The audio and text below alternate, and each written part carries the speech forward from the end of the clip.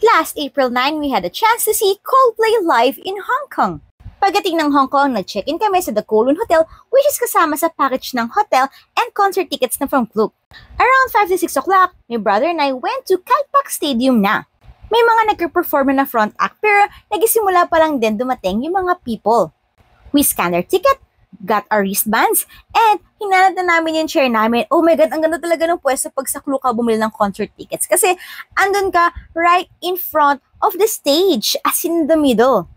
We were so excited, kaya ito naman, nung bandang 8:30 nag-start na yung concert and they started with a higher power.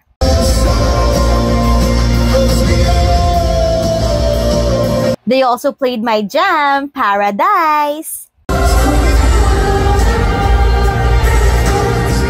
Coldplay's concert is always fun, colorful, and laging alam mo yun, yung excitement mo lalong tumataas habang tumatagal yung concert.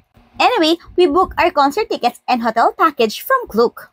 Madalas nang may ganito ang Klook ngayon, lalo na sa mga big concert like this one. Next month, different concert naman. And again, we got the tickets and hotel package from Klook.